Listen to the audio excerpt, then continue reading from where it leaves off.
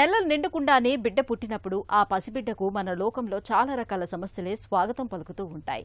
శ్వాస కష్టాలు మొదలుకొని కామెర్ల వరకు చాలానే కనిపించే అవకాశం ఉంటుంది. ఒకప్పుడైతే నెలలు నిండని పిల్లల్లో కనిపించే సమస్యలకు చికిత్స అంతంత మాత్రంగానే ఉండేది. ఇప్పుడు అలా కాదు. నెలలు నిండకుండా పుట్టిన పిల్లల్లో ఎదురయ్యే సమస్యలకు ఆధునిక వైద్యంలో చక్కటి రక్షణ ఏర్పాట్లు ఉన్నాయి. నెలలు నిండకుండా పుట్టిన పిల్లల్లో ఎదురయ్యే సమస్యలు, వాటికి చికిత్సా మార్గాల గురించి ఇప్పుడు తెలుసుకుందాం.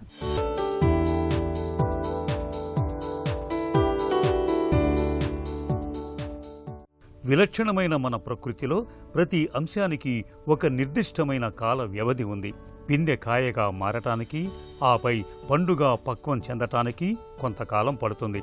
అలాగే పైరు ఏపుగా ఎదిగి ఆపై పంటగా కోతకు వచ్చేందుకు కొన్ని మాసాల గడువు ఉంటుంది. అలాగే గుడ్డు పొదిగి పక్షిపిల్ల బయటకు రావటానికి కొంతకాలం పడుతుంది. ఇదే సూత్రం మనకి వర్తిస్తుంది. అమ్మ కడుపులో బిడ్డగా ఎదిగి పరిపూర్ణమైన శిశువుగా రూపుదిద్దుకొని ఆపై మన లోకంలోకి వచ్చేందుకు మనకు నవమాసాల గడువు ఉంది. మరి ఈ గడువుకు ముందుగానే నిర్దేశిత కాల వ్యవధికి ముందరే ఈ లోకంలోకి వచ్చేస్తే కాల వ్యవధి నోచని ఏదైనా అకాలమే అన్నట్లు నెలలు నిండకుండానే పుట్టిన పసిగుడ్డులో అనేక సమస్యలు, అనర్థాలు కనిపించే అవకాశాలు ఎక్కువగా ఉంటాయి.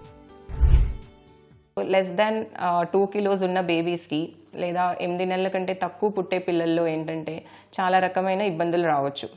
ఫస్ట్ థింగ్, వాళ్ళ చర్మం చూసుంటే చాలా పల్చగాను, వాళ్ళకి చర్మం కింద ఫ్యాట్ అది కూడా చాలా తక్కువ ఉంటుంది. సో దానివల్ల ఏమవుతుంది అంటే వాళ్ళు వెచ్చగా ఉండలేరు. సో మనం పుట్టిన వెంటనే వాళ్ళని వెచ్చగా ఉంచే ఏర్పాట్లు అన్నీ కూడా చేయాలి. నార్మల్గానే మనము ఒక నవజాత శిశువు పుడితే ఎంతో జాగ్రత్తగా చూసుకుంటాం.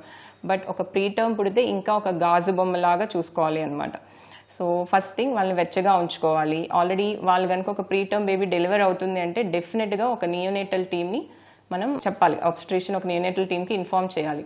సో దట్ వాళ్ళకి కావాల్సిన అన్ని వాళ్ళ ఇన్స్ట్రుమెంట్స్ కానీ, ఆ బేబీకి ఏమైతే అవసరం పడతాయో రిసస్టేషన్ అప్పుడు ఒకవేళ అవసరం పడితే అవన్నీ వాళ్ళు they can arrange all those things. So దాంట్లో ఫస్ట్ వచ్చేసి వెచ్చగా ఉంచుకోవడం. మనం ఆ వెచ్చగా ఉంచడం కోసం ఆల్రెడీ ఒక వార్మర్ని ఉంచుతాము. ఒక ప్లాస్టిక్ ర్యాప్, బేబీ పుట్టిన వెంటనే ఒక టర్మ్ బేబీని అయితే మనం శుభ్రంగా తుడిచేసి టవల్లో చుట్టేసి వెచ్చగా ఉంచుతాం. అదే ఒక ప్రీ టర్మ్ బేబీని అయితే డ్రై కంటే కూడా మనం వెంటనే ఒక పాలిథిన్ ర్యాప్లో పెట్టేస్తాం అనమాట. సో దట్ వాళ్ళ హీట్ అన్నది వాళ్ళు రిటైన్ చేసుకుని వెచ్చగా ఉంటారు అనమాట. ప్రీటర్మ్ అయినంత మాత్రాన అందరూ బేబీస్ ఐసీయూలో అవసరం అన్నది ఏమీ లేదు. సో పుట్టాక ఏడుస్తుంది, ఇబ్బంది ఏం లేదు, ఆయాసం అట్లా ఏమీ లేదు అనుకుంటే depending on the weight and gestational age mother దగ్గర ఉంచొచ్చా లేదా ఐసీయూ కేర్ అవసరం అన్నది డిసైడ్ అవుతాం. మాతృగర్భంలో చిన్న నలుసుగా మొదలవుతుంది పిండం ప్రయాణం. ఆపై నవమాసాల పాటు దినదిన ప్రవర్ధమానంగా ఎదుగుతూ చివరికి పండంటి శిల్పంలా రూపుదిద్దుకుంటుంది. ఈ లోపుగా అంటే నెలలు నిండకుండానే పుట్టేసినప్పుడు ఆ పసిబిడ్డలో అవయవాలన్నీ పూర్తిగా రూపుదిద్దుకొని ఉండవు. ఈ లోపుగా అంటే నెలలు నిండకుండానే పుట్టేసినప్పుడు ఆ పసిబిడ్డలో అవయవాలన్నీ పూర్తిగా రూపుదిద్దుకొని ఉండవు. ముఖ్యంగా శ్వాస అవయవాలైన ఊపిరితిత్తులు పూర్తి స్థాయిలో అభివృద్ధి చెందని పరిస్థితి ఉంటుంది. సర్ఫాక్టింగ్ అనే పదార్థం ఊపిరితిత్తుల్లో సరిగా తయారు కాకపోవటం వల్ల నెలలు నిండకుండానే పుట్టిన శిశువుల్లో ఊపిరితిత్తులు పూర్తిగా వ్యాకోచించలేకపోతుంటాయి. దీంతో శిశువులు తేలిగ్గా గాలి పీల్చుకోలేరు. Respiratory distress, pulmonary hypertension వంటి లోపాలు తలెత్తే అవకాశం ఉంటుంది. నిమోనియా వచ్చే ప్రమాదము ఉంటుంది. లెస్ దెన్ 34 వీక్స్ పుట్టే పిల్లల్లో యూజువల్లీ ఏంటంటే వాళ్ళకి లంగ్స్ అన్నది మెచ్యూరిటీ తక్కువ ఉంటుంది. అందుట్లో ప్రాపర్గా ప్లాన్ చేయకుండా అన్ప్లాన్డ్ డెలివరీ అయితే మాత్రం డెఫినెట్లీ మనం యాంటీనేటల్గా తీసుకునే మెజర్స్ కూడా తీసుకోలేం. అంటే కొంచెం స్టిరాయిడ్స్ ఇవ్వటం ఇవన్నీ. సో అలాంటప్పుడు డెఫినెట్లీ ఆ సార్ట్ ఆఫ్ బేబీస్కి కొంచెం ఆయాసం ఉండటం, పుట్టిన వెంటనే లంగ్స్ మెచ్యూరిటీ లేకపోవటం ఇవన్నీ ఉంటాయి. సో అలా ఉన్నప్పుడు డెలివరీ అయిన వెంటనే వాళ్ళకి ఆయాసం ఉంటుంది కాబట్టి they need some respiratory support. So CPAP కానివ్వండి, సర్ఫాక్టెంట్ ఇవ్వటం కానివ్వండి, ఇలాంటి సపోర్ట్ అవసరం పడుతుంది. సో వాళ్ళని ఐసీయూ అడ్మిషన్ అయితే వాళ్ళకి డెఫినెట్లీ మస్ట్. సో తర్వాత జెస్టేషనల్ ఏజ్కి కరెక్ట్ వెయిట్తోనే పుట్టారు అని అంటే ఇంకా దాన్ని బట్టి depending on the age, gestational age and weight they will have their own complications. Firstly as I said lungs surfactant deficiency. తర్వాత వీళ్ళకి ఏంటి అంటే మెటబాలిక్ రిజర్వ్స్ అనేవి చాలా తక్కువ ఉంటాయి. సో దాంతో వీళ్ళు ఆల్రెడీ మళ్ళీ ఏమైనా రిససిటేషన్ అలాంటి ఏమైనా అలా చేయాల్సిన అవసరం వచ్చిందంటే వాళ్ళు స్ట్రెస్కి గురవుతారు. స్ట్రెస్కి గురై షుగర్ లెవెల్స్ అవి మెయింటైన్ చేసుకోలేరు అనమాట. సో హైపోగ్లైసీమియా రిస్క్ ఉంటుంది. And first thing as I have said వెచ్చగా ఉంచుకోలేరు. సో హైపోథర్మియా రిస్క్ ఉంటుంది. సో ఇవి అన్ని రిస్క్ ఉంటాయి కాబట్టి ఈ బేబీస్ని మనం ఐసీయూకి షిఫ్ట్ చేయాల్సిన అవసరం ఉంటుంది. 9 నెలలు గర్భంలో ఉన్న శిశువు తల్లి అందించే గాలి, ఆహారం తీసుకుంటూ ఎటువంటి ఇబ్బంది లేకుండా పెరుగుతుంటుంది. బయటకు వచ్చిన వెంటనే తనకు తానుగా గాలి పీల్చాలి, ఆహారం తీసుకోవాలి, మన వాతావరణ పరిస్థితులను ఎదుర్కోవాలి. వీటన్నిటినీ తట్టుకొని నిలబడటానికి శక్తిని పుంజుకోవాలి. ఈ శక్తిని ఇంకా ఎదగని కాలేయం త్వరగా అందివ్వలేదు. దీనికి తోడు పుట్టగానే ఎర్ర రక్త కణాలు తగ్గుతాయి. శరీరంలో బిలిరుబిన్ ఎక్కువవుతుంది. ఫలితంగా కళ్ళు, గోళ్ళు, చర్మం కొద్దిగా పసుపు రంగులోకి మారతాయి. పూర్తికాలం అమ్మ గర్భంలో ఉండి ఆరోగ్యవంతంగా పుట్టిన పిల్లల కన్నా నెలలు నిండకుండానే పుట్టిన పిల్లలకు, పుట్టుకతోటి బరువు తక్కువగా ఉన్న పసిబిడ్డలకు ఈ కామెర్ల ముప్పు మరింత ఎక్కువగా ఉంటుంది. నెలలు నిండని పిల్లల్లో కనిపించే కామెర్లను నయం చేసేందుకు ఫోటోథెరపీ, ఎక్స్చేంజ్ ట్రాన్స్ఫ్యూజన్ వంటి ఆధునిక చికిత్సలెన్నో ఇవాళ అందుబాటులో ఉన్నాయి.